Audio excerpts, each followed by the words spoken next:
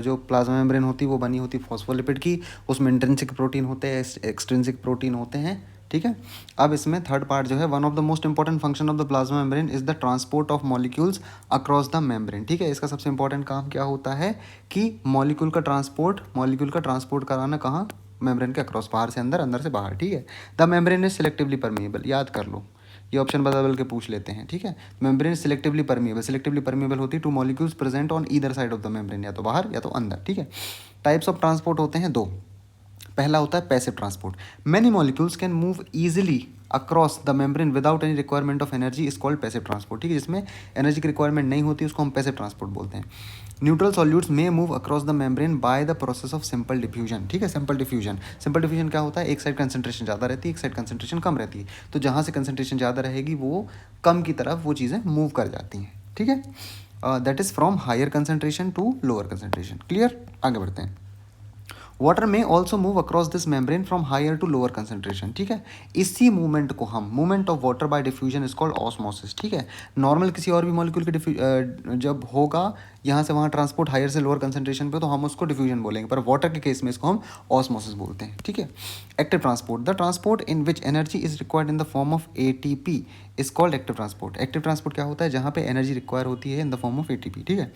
The polar molecule can not pass through the non polar lipid bilayer, ठीक है। Polar molecule क्या है, पास नहीं कर सकते लिपिड की बायलेयर से, क्योंकि ये लिपिड की जो बायलेयर होती है अंदर साइड से नॉन पोलर होती है। जो हमारा हाइड्रोकार्बन वाला पार्ट था वो नॉन पोलर था। They require a carrier protein at the membrane to facilitate their transport across the membrane, ठीक है। तो कैरियर प्रोटीन चाहिए रहता है उसका ट्रांसपोर्ट कराने के लिए। A few ions, sodium plus या पोटेशियम प्लस और molecules are transported across the membrane against the concentration gradient. अब अगर हमें किसी कंसंट्रेशन ग्रेडियंट के अगेंस्ट हमें कोई चीज़ भेजनी है तो भाई उसमें तो एनर्जी लगेगी।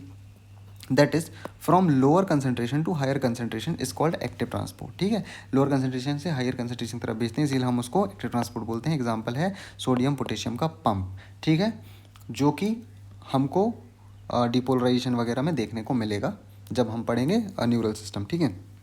यहाँ पे देखिए, पोलर मॉलिक्यूल्स और बिग मॉलिक्यूल्स ये पास नहीं कर सकते, कहाँ से नहीं कर सकते, इसमें से, क्योंकि ये वाला जो पार्ट है ना, ये वाला जो पार्ट है वो नॉन पोलर होता है, ठीक है। तो यहाँ से पोलर या फिर बड़े मॉलिक्यूल पास नहीं कर पाएंगे, बड़े मॉलिक्यूल तो वैसे भी पास नहीं कर सकते, ठीक है।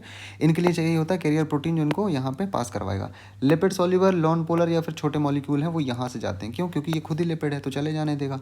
नॉन पोलर है, ये भी खुद ही नॉन पोलर है, चले जाने देगा। छोटे मॉलिक्यूल हैं तो वो तो कहीं से भी घुस जाते हैं, ठीक है। हो गया क्लियर। प्लीज़ अगर वीडियो पसंद आई हो तो प्लीज़ लाइक करो, फॉलो करो, सब्सक्राइब करो और शेयर करो, ताकि मैं और भी ऐसे वीडियोस ला सकूं जिनसे आपके छोटे छोटे फॉर्म में ही आपका सारा रिवीजन हो जाए।